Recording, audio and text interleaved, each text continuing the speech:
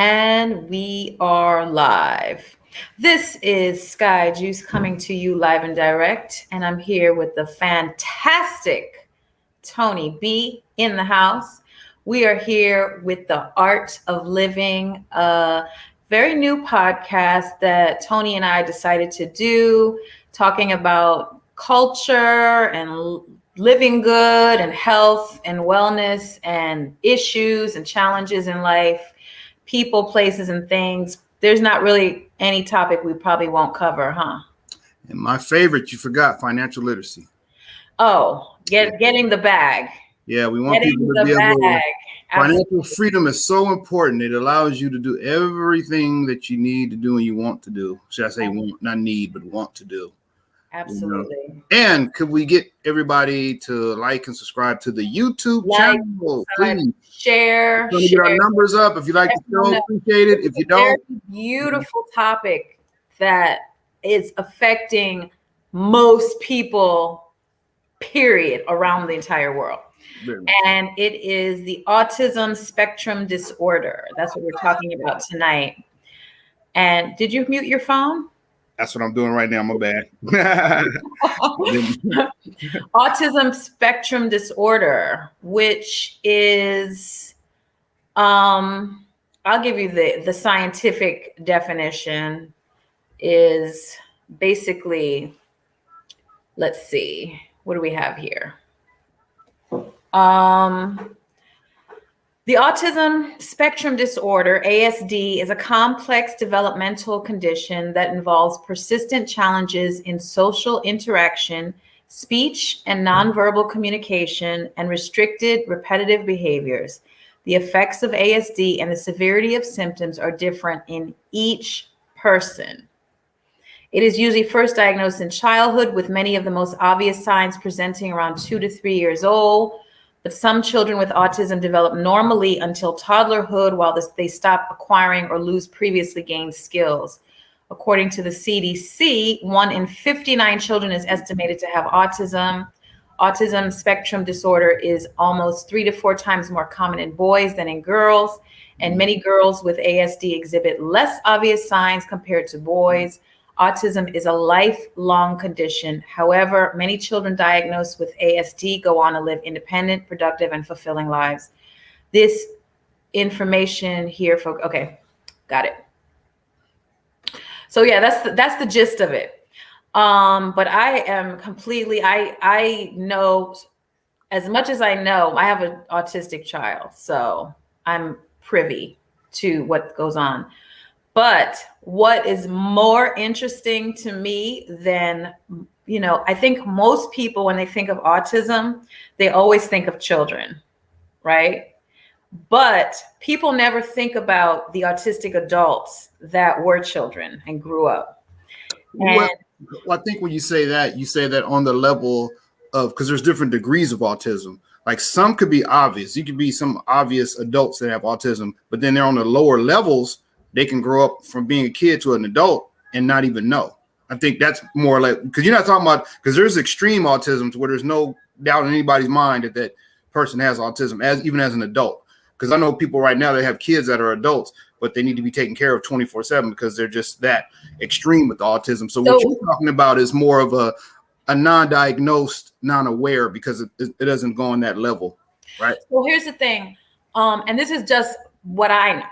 Mm-hmm. What I know is, there's this, the way that they terminate the terminology of saying high functioning and low functioning autism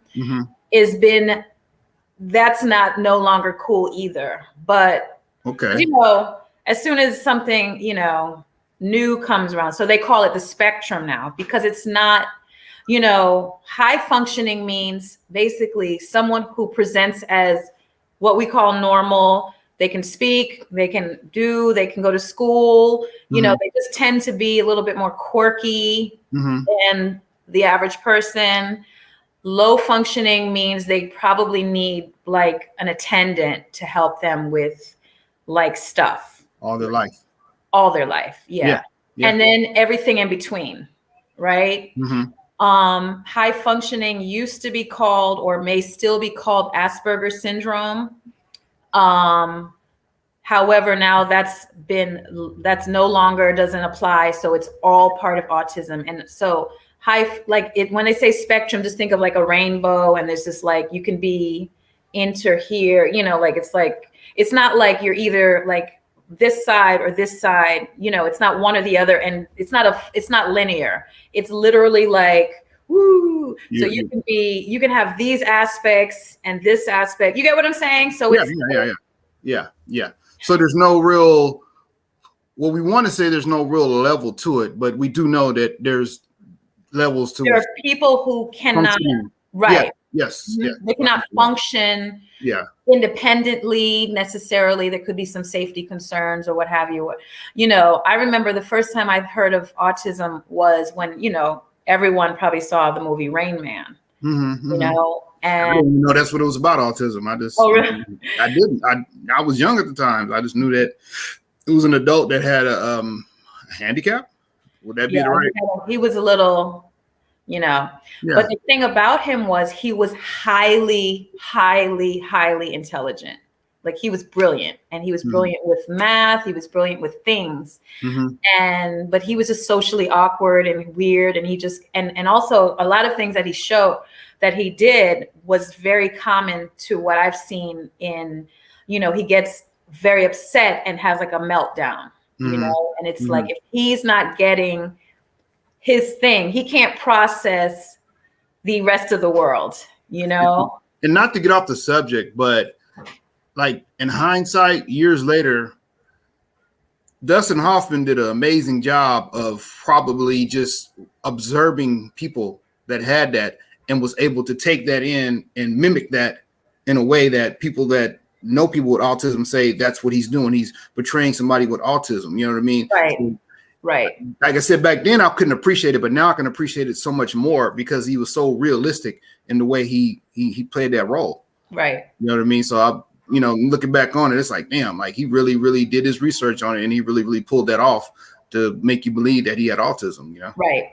So the thing that's the most interesting to me, because I am so like, I'm an autism magnet. Like, I almost can pick people out of the crowd because what I feel personally is it is so prevalent now. I think it always has been prevalent to a degree, right? But it's so prevalent now because there's like books and there's information about it. So people are knowledgeable that there's this thing, right? That people are.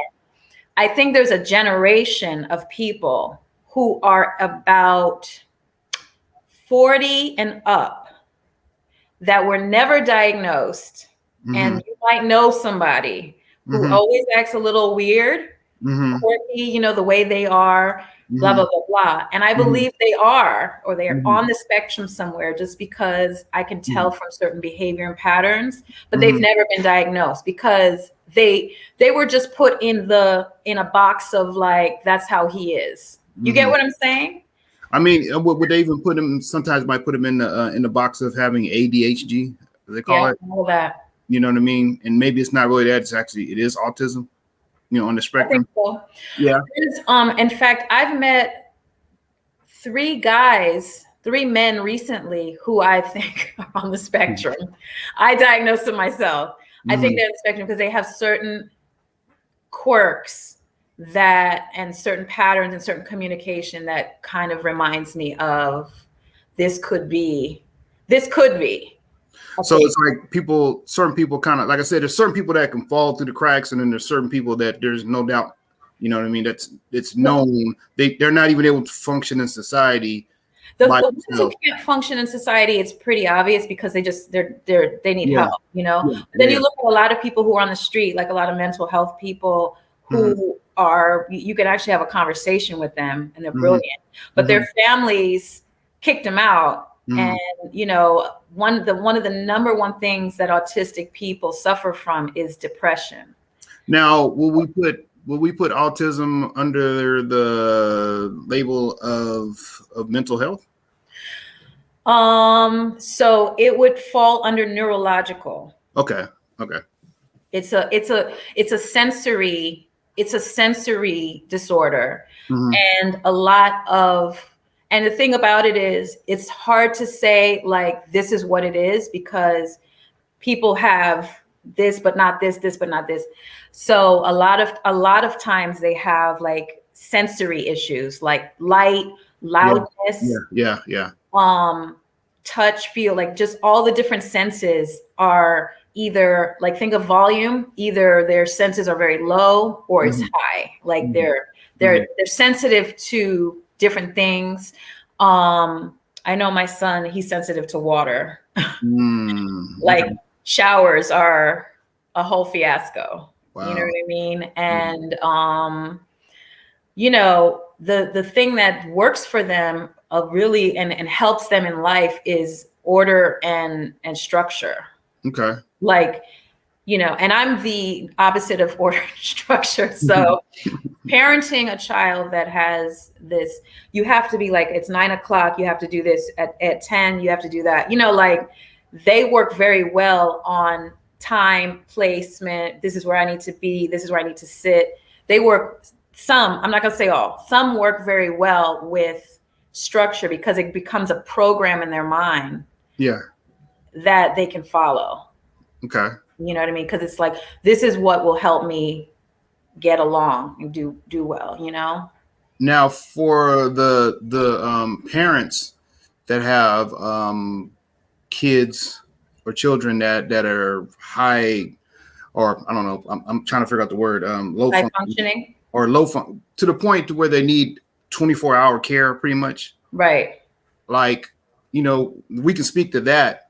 You know, when you have a son or a daughter that's maybe 27 years old, but at the end of the day, your job as a parent is never going to end because they're not going to be able to function in society by themselves. They're always going to have to be with you under your or someone's care. You know what I mean? Not necessarily, because there are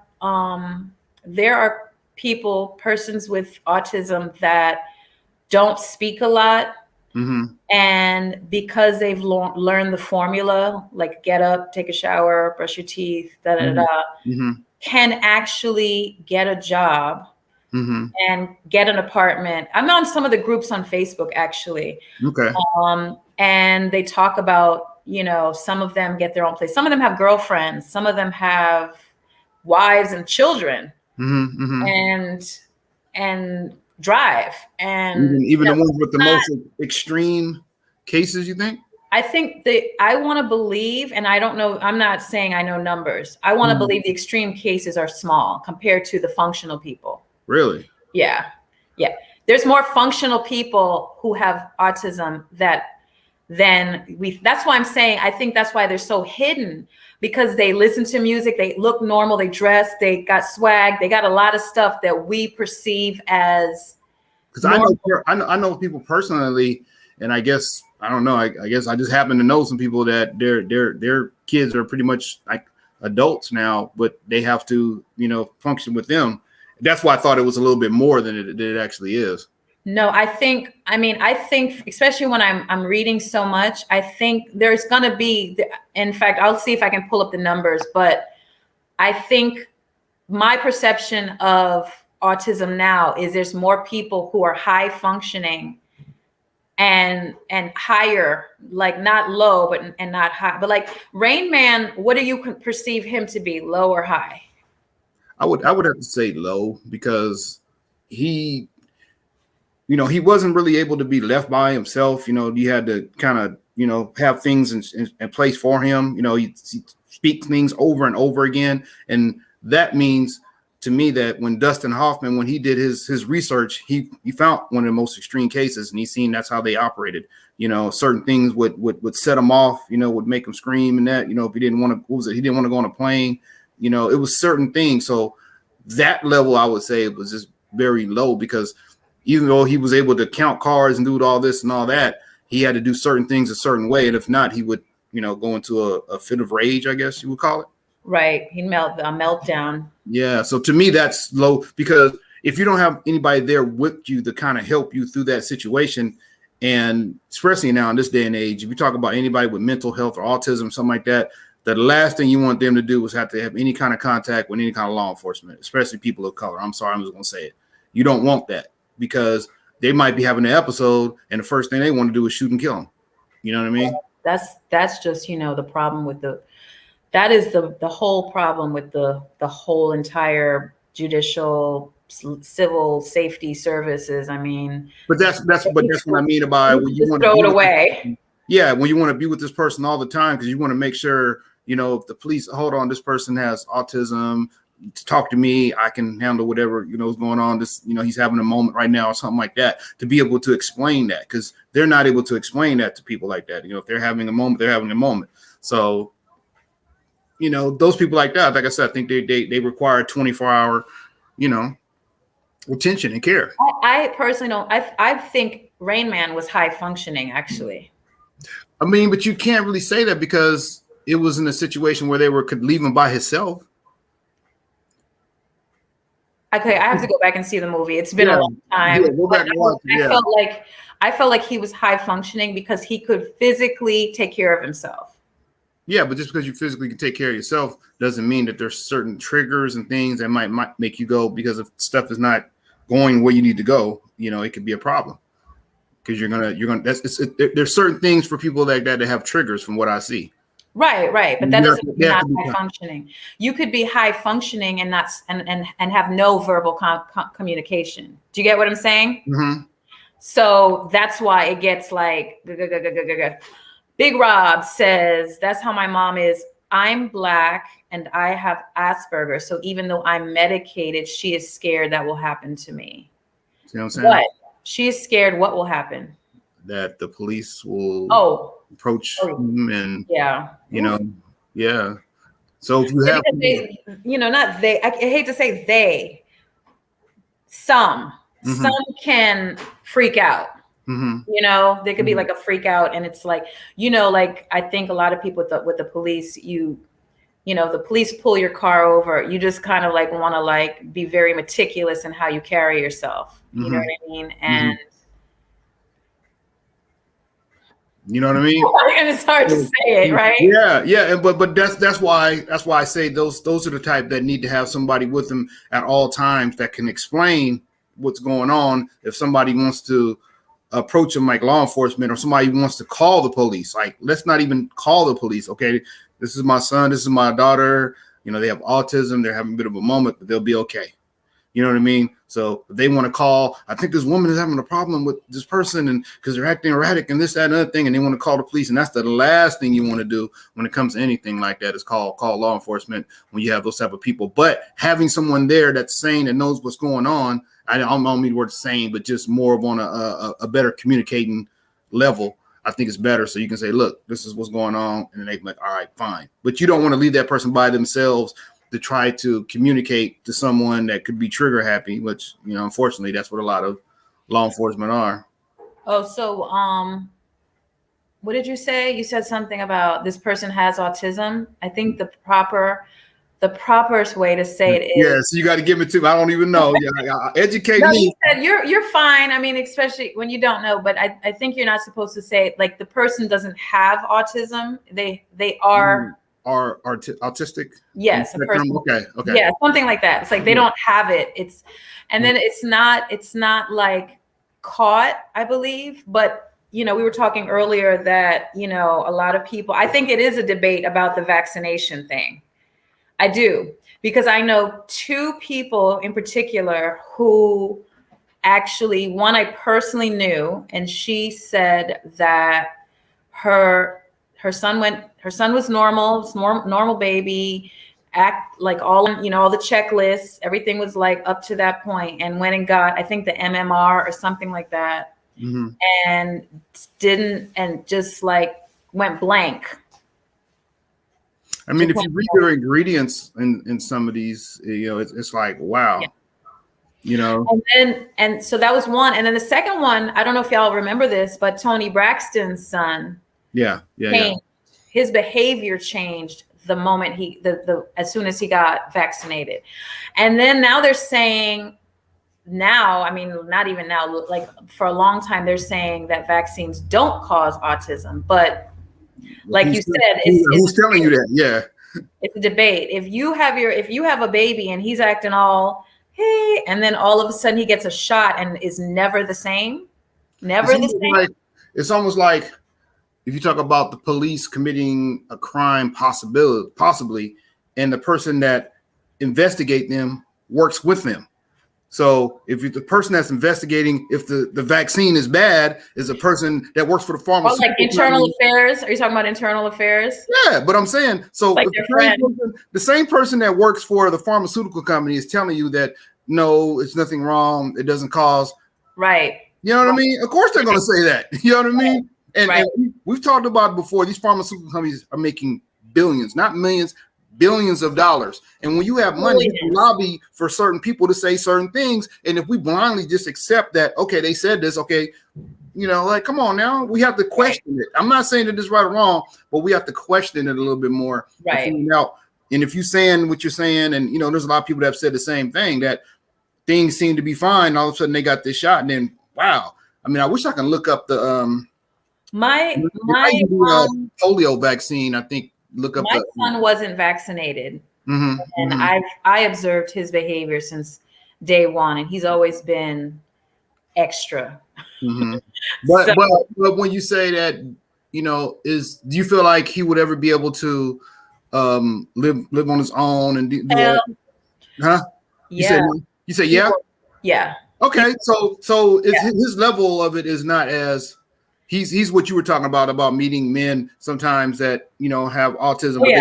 I think I personally know about 3 men who are functional. When I say functional, they're going to get married, have children. Some do already, work a job, cars, own property, buys, you know, not they are completely full adult living.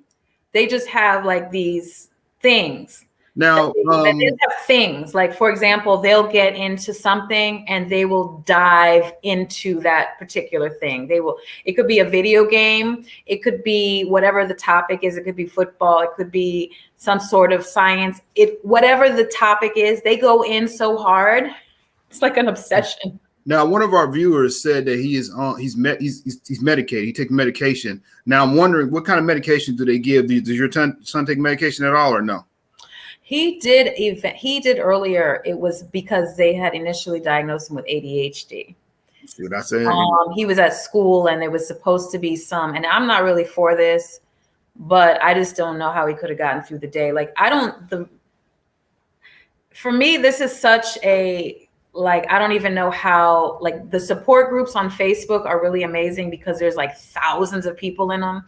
And all you have to do is post your concern, and there's like 300 comments in a minute because all these families are dealing with very similar situations. So, now, what I would like to do is look at the numbers from the 70s, 80s, 90s, and 2000s, how they've grown. So much. You know what I mean? And it has to be something to that. I mean, or we could just blame it on the population. The population is wrong, so the numbers are going to grow like that, or what? You know? Well, they say that it's the highest growing situation in the entire world. Wow.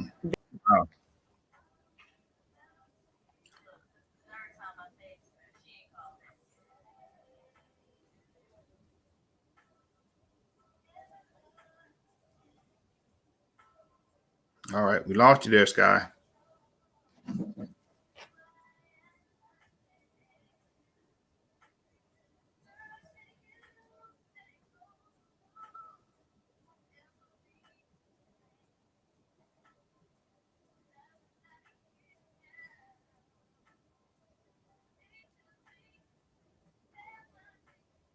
Sorry, I just hit something and yeah.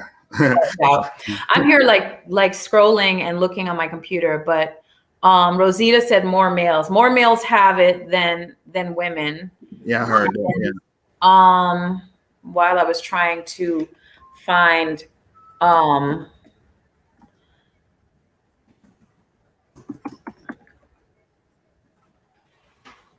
mean, even if you were to go by ethnicity, you know, the number of people that I don't think it's not I don't know. I mean, let me see what I find. Statistics. 1 in 54 children in 2020 had it. 1 in 34 boys identify, 1 in 144 girls. So definitely more Okay. males. Now look for in 1975. What was the number of individuals that were diagnosed with autism? Let's see what I can find here.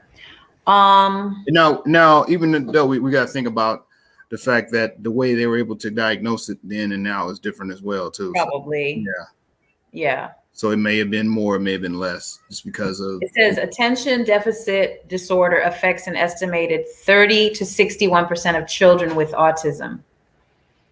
So it's always like associations of these disorders and these ailments.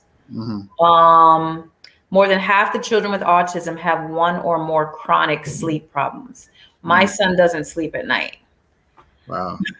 So, I mean, you could force him to go to bed, but the whole force thing is hard for me. So that part of the medication, is the medication help him make him go to sleep? He's not on medication. He doesn't. Okay. He was for like a few months, and I was like, this is all wrong. But you know, like you have to kind of like weigh it, feel it, see it. What is this? You know, I'm so like leery about stuff like that. But yeah, and like I said, that's where, you know, when you choose to listen or believe or have faith in, you know, what they're telling you on one side or the other, good or bad, you know what I mean? You got to question that. Exactly. So let's see.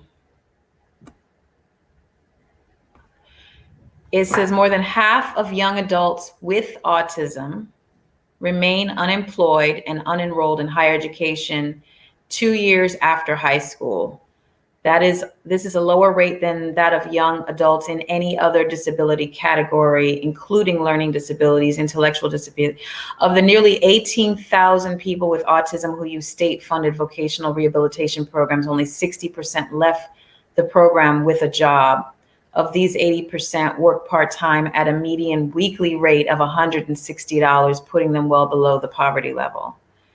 Nearly half of 25-year-olds with autism have never held a paying job. And you say you think it's a whole lot more than that? Of functional people? Yeah. Totally. I still do, yeah. Like you have, okay, let me break down, this is a really cool list because you probably would never have thought this. Did you know Dan Aykroyd is autistic? No, I didn't know that. Yeah. Hans Christian Andersen. These are famous autistic people in history. Lewis Carroll, the author of Alice in Wonderland. It makes you think about like what they wrote. Bobby Fischer, the chess grandmaster, that just makes so much sense because when they get into something, they just go in. Albert Einstein, scientist and mathematician. Bill Gates is autistic. Daryl Hannah, she's an actress. One of the richest people in all of the world. Yes. Of autism. Wow. Yes. Let's see. Thomas Jefferson, Steve Jobs, former CEO of Apple. I'm just going to pass through some of these lists because some people, Michelangelo, Isaac Newton, Mozart, Jerry Seinfeld, Nikola Tesla, Andy Warhol, and you know, there's more. There's a lot more. But isn't that interesting? So when you think of we talk about on the spectrum, but you know, the level of. But like all of these people are like what we consider successful people in history. Oh, Benjamin Banneker, he was the one Black. Is he an author, I believe? Let me see what they said he is. Benjamin Banneker is African-American author, surveyor, naturalist, and farmer.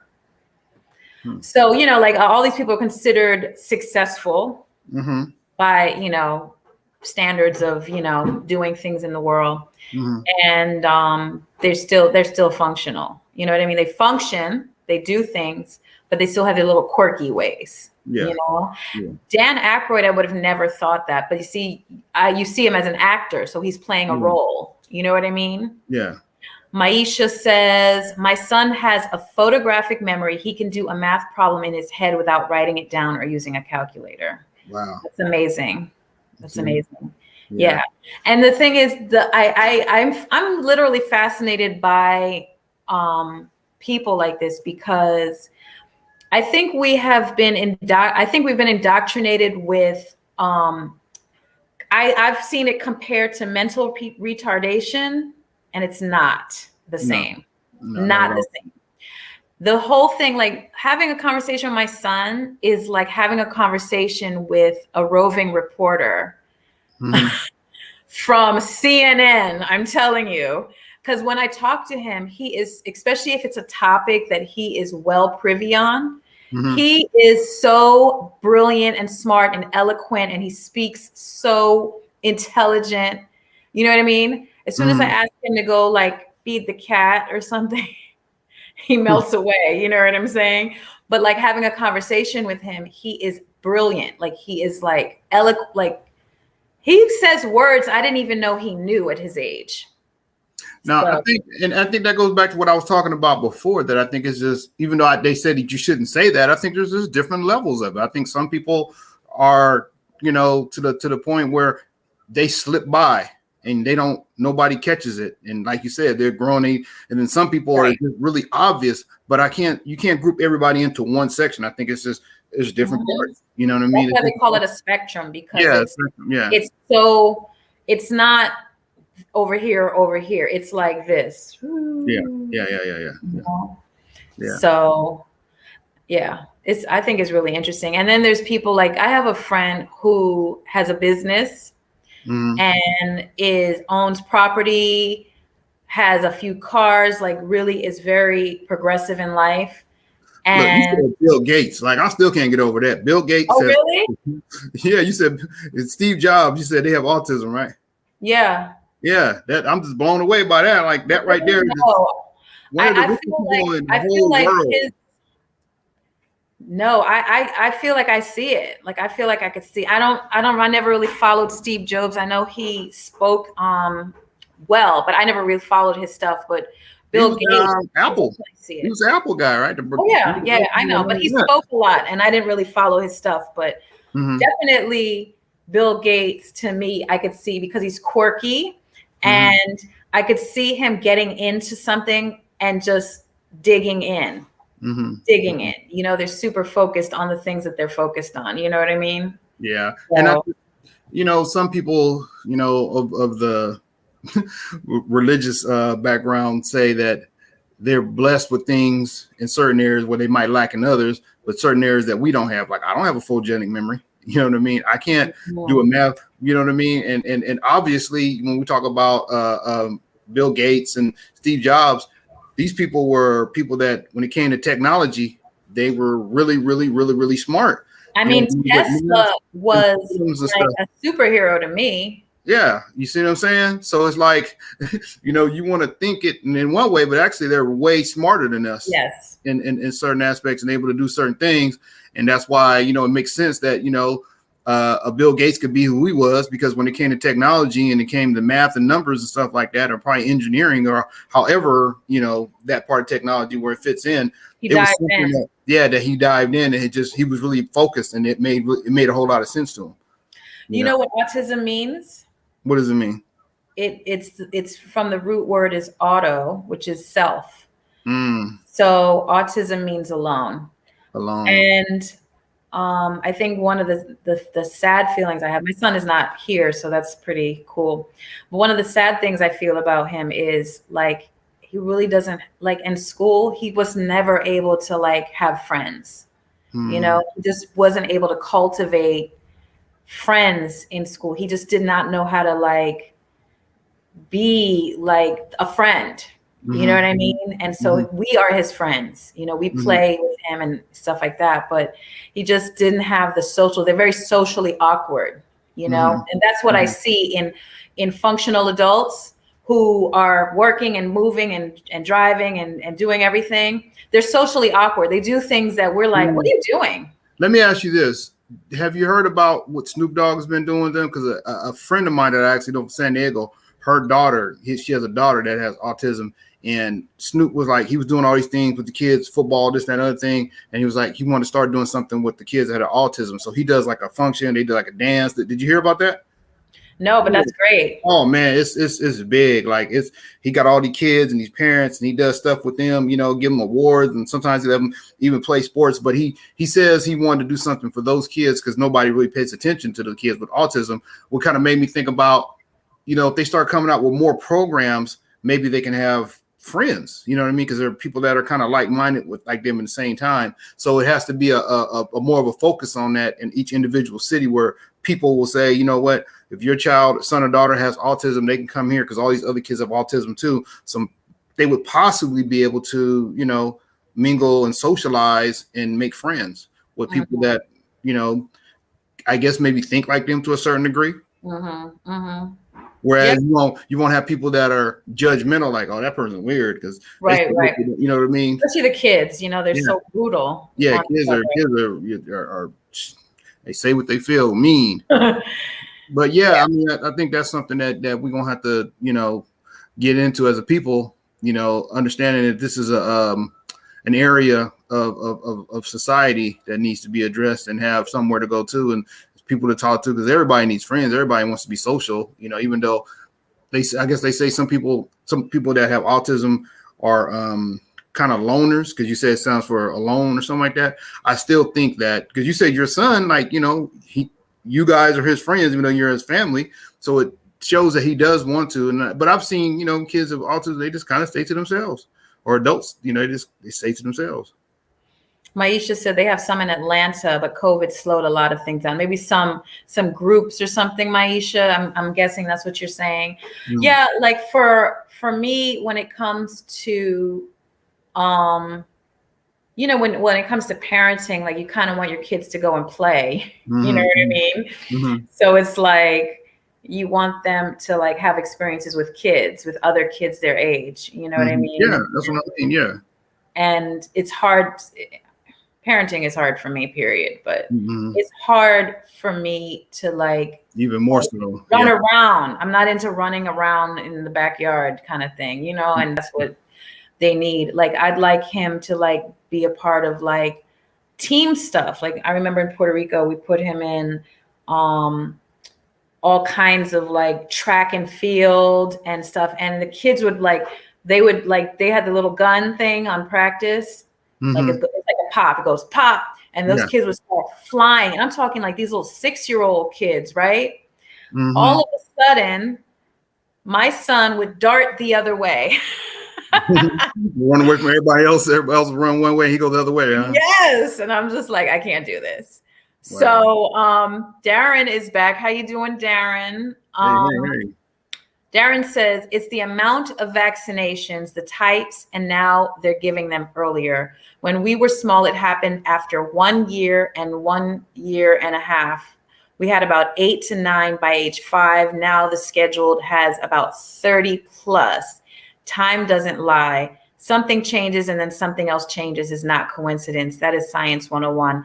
Nutrition also plays a role. Oops, I see the discussion isn't going that way. I will listen. No. I was actually going to bring up nutrition. Yeah, we were talking about not the nutrition part, but we were definitely talking about the connection between the vaccines and how over the years the numbers have went up. Because I even asked you, I said, go back to 1975, what were the numbers versus 2020? What are the numbers? One and what? You know what I mean? The numbers have went up a whole lot more, you know, and it's not a coincidence, like you said.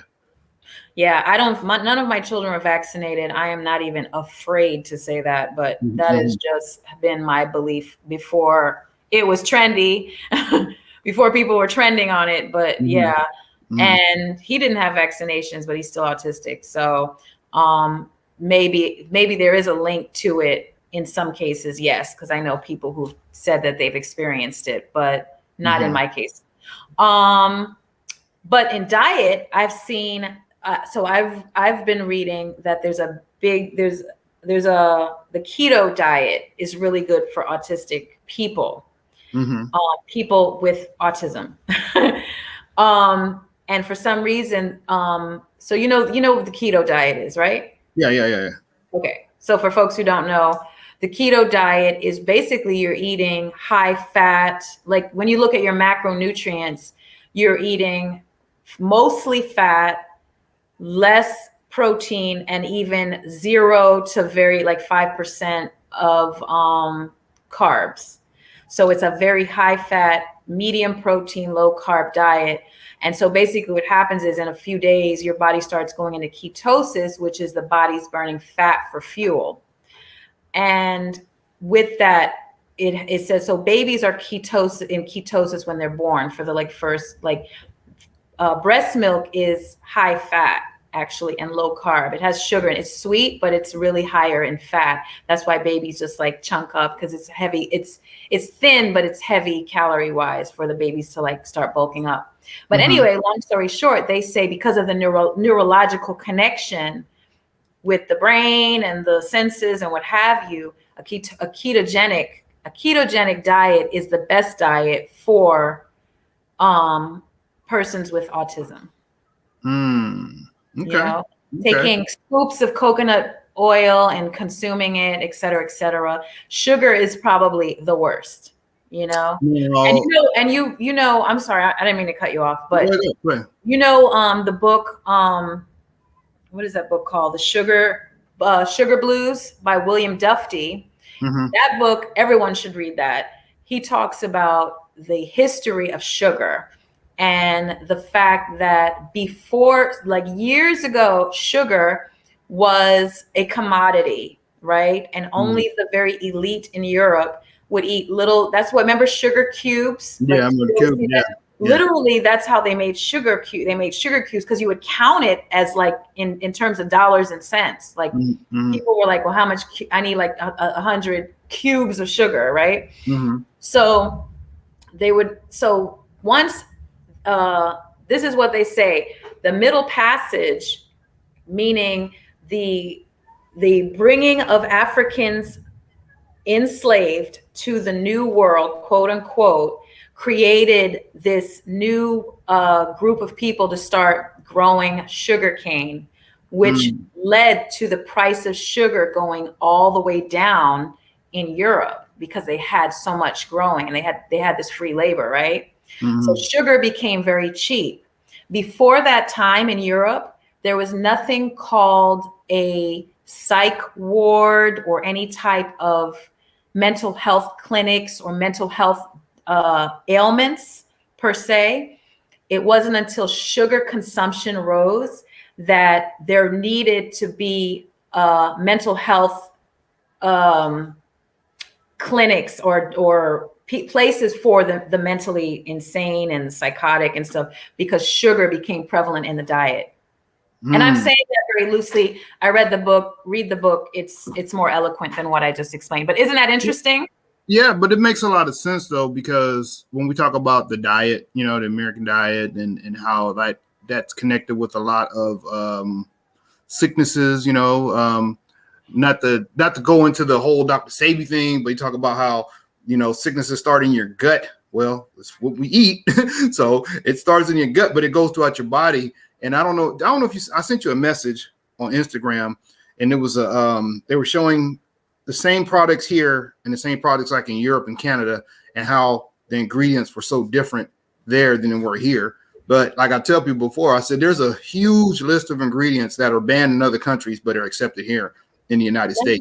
And not to mention the fact that a lot of countries ban the microwave.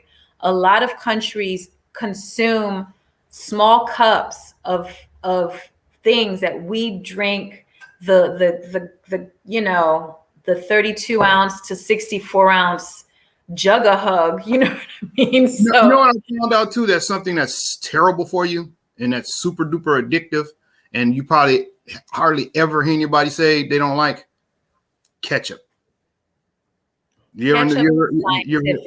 Oh yeah. Yeah. I never knew that until somebody told me that. Let me tell you, my grandmother, when she was really in dementia mode, like she was she wasn't the grandmother I knew. She was really heavy dementia. She had to have ketchup on everything. On She put everything. ketchup on everything. And I was just like, Grandma, this is not you. You actually ate real food. But it was an addiction to sugar. And that was the big thing, you know. Darren said, and consider if the autism is a neurologically based neurons are coated with a fatty layer myelin sheath. First step to developing our own cure. Remember the story of Lorenzo's oil. Beet sugar seems to digest better in bodies from the Edgar Case readings. Try it. That message was a little cryptic. Can you break it down a little bit more if you don't mind? Or yeah, that was kind of deep. Deep, but it's like, don't quite understand everything you said, but kinda a little bit. But yeah, dietarily, I definitely encourage people to, like, for example, my son, and this is just my experience, like we're primarily vegetarian, vegan, a little seafood every now and then. But for him, he actually needs to eat like turkey and fish. He needs more protein in his diet. You know, he needs to go low carb, less sugar, even though he loves all things sugar. Of course, sugar, bread, and carbs and anything white, which I don't buy, but that's what he loves. And that's what he wants to eat, because then they get quirky about food and texture and stuff. And he'll not eat if there's nothing that he wants to eat. So Rosita said, hi, was it fructose corn syrup? Yeah, trash. Which is that's trash for anybody. Yeah, which is no matter what's going on in your life. Super duper addictive, you know, and I would have to think, I would have to think too that based off of, I mean, I don't know, because when you said your son had it and, you know, he didn't have the vaccine, but I'm pretty sure you had him eating healthy ever since he was a kid, right? He probably didn't eat a lot of trash food. So when he was younger, he was way more into healthy eating. But I think what happens is they get around other kids and drinking a green smoothie becomes embarrassing. Yeah. You know what I mean? Yeah. What are you drinking? What are you doing? And so he started going against green living because the kids who their parents were raising them with trash. He drinking a green smoothie, they eating a peanut butter and jelly sandwich. Like, oh my God, just the whole thing with parenting and raising children. And I remember this little kid came over to our house, one of the kid neighborhoods. And, you know, I made all kinds of delicious, my kid's palate was so developed compared to these children that they were hanging with. And these kids were mostly used to like hot dogs or nuggets and ketchup, right? My kids were eating like sauteed kale and lentils and, you know, that kind of stuff. So I made like spaghetti when he came over, and the spaghetti was like whole wheat pasta. It was all like grainy and earth this. And then I made like a natural sauce with like some kind of like neat, not meatballs, but neat balls. He ate that thing up so fast, this little boy. This is so long ago. And then all of a sudden he goes to the bathroom and throws everything up, and he was sick. And so I told his mom, and she was like, yeah, I think he got sick from something he ate there. And I was like, I think he's detoxing already. Like, I just think like he's not even used to eating whole food, barely. I know somebody that went overseas and they ate like real food. And I've heard about people talk about, when I say real food, I mean like food without all the unprocessed. Unprocessed, not pumped up, all that. And it was chicken. And they were talking about it tastes so different. Like their body almost kind of rejected it at first because they were so used to the junk. So we so used to eating all this junk food. When we do start eating something that's real and more natural, it don't even taste right. It tastes nasty to us because we're so used to the bad taste. Is not, Like I always give an example of when I started weaning myself off of milk, which was kind of like, I wasn't actually doing it. It just kind of happened naturally because when I joined the Navy, they gave you 2% milk. They didn't give you whole milk. So when I drank the 2% milk, I was like, ugh, it tastes like water. You know what I mean? I didn't like it. My body. And then after a while, I got used to it. And then years after that, I ended up going to the soy milk. And then now I just do almond milk. But when you first start getting, like right now, if I give anybody almond milk, they'll be like, it tastes like water. They don't like it at first. You know what I mean? But once you start getting used to it, then you're okay with it. You know what I mean? So what do you use milk for? Nothing. I don't use milk anymore. I'm saying when I was a kid. Right. When I was a kid, I grew up drinking milk like I don't know what. But like right now, if I'm using it to cook something or something like that, or mostly right now, I would say my coffee. You know what I mean? Instead of using creamer, use almond. You know what I mean? Got That's it. the thing I would use it for. Right. But Right. well, when I first, like I said, when I first got a taste of it, it was like, it was nasty to me, But after a while, I'm like, okay, it's actually good. Rice milk is like white water because it really is crazy.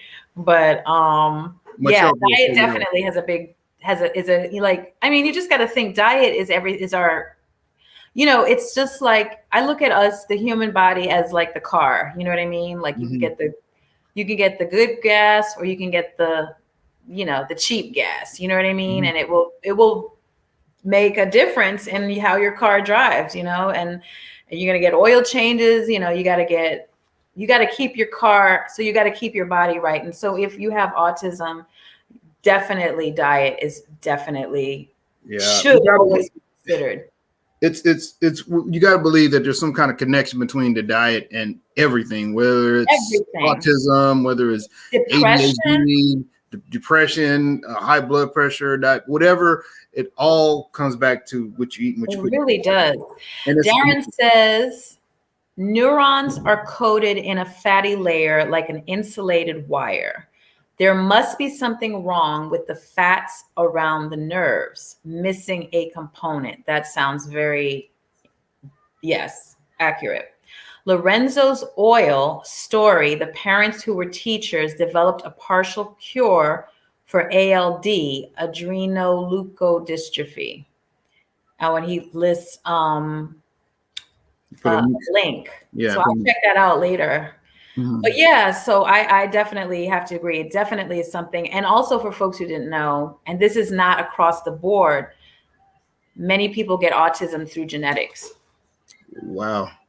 Yeah. So I believe my son got it from his dad. All right. That's off the record. On the record. Nisha said, I've heard something about gluten and autism too, which I can, good thing. Yeah, makes sense. There's a lot of information now. There's books and books and books, but I believe that there's autistic people all around us more than we know. That's why I think there's just more high functioning, because they appear as normal now. Another thing that autistic people do is they mimic you.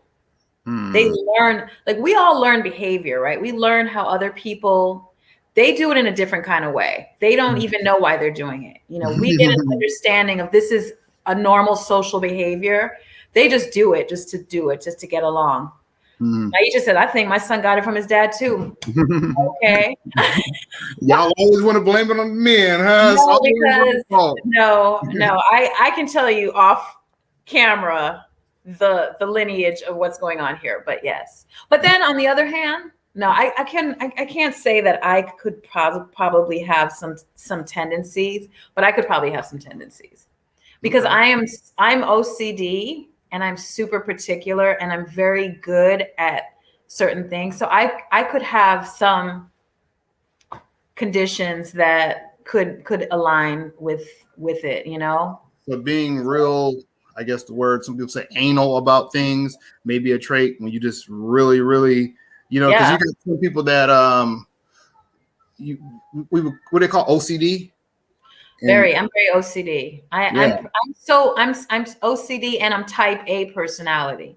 Like I need certain things to look like.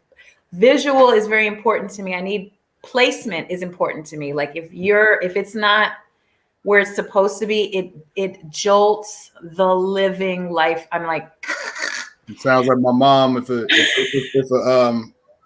drape or whatever, or a curtain is crooked, drives her crazy. Can you pull that down? Yeah. Like I collect pillows. You might see that in the background, right? I have pillows on like all these couches, and every morning I have to fix them because folks be sitting on them and they don't realize that it belongs a certain way. And I'm just like, y'all are making this place look hideous, But anyway, I'm talking about my quirks, huh? So you think OCD might be fall under the autism spectrum? I mean, I think it could be separate, but I think that, I definitely feel different than most people. I definitely feel different. So I've never been Like diagnosed. I say, people always make it seem like I autism don't is think a I bad am. thing. That's not a bad thing to me in a certain sense. That's like a gift. Like I said, if you're able to No, I have think it's if you're able to like have a photographic memory, you know what I mean? You know what I would do with a photographic memory? Shoot, you know what I mean? I think that's what made Bill Gates a millionaire. His photographic memory, probably, if he has that. really. Yeah. So it's not. I think when we want to put that as a bad thing, having autism, when it's really not, I think it could be considered a gift if you're able to do things other people just can't do. Right.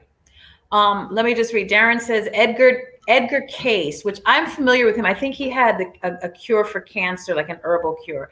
You can look up on your own, but many of the dietary suggestions to cure ailments are spot on. And not to be disrespectful, what was the heritage of your son's father? All must be investigated to make progress. He is African American. So, but from what I read, autism does not, there's no like race that has it more than others. It's just like, I heard they said that people of color, especially black men, get it more. Oh, really? Yeah. I will look it up. Let me try to find statistics.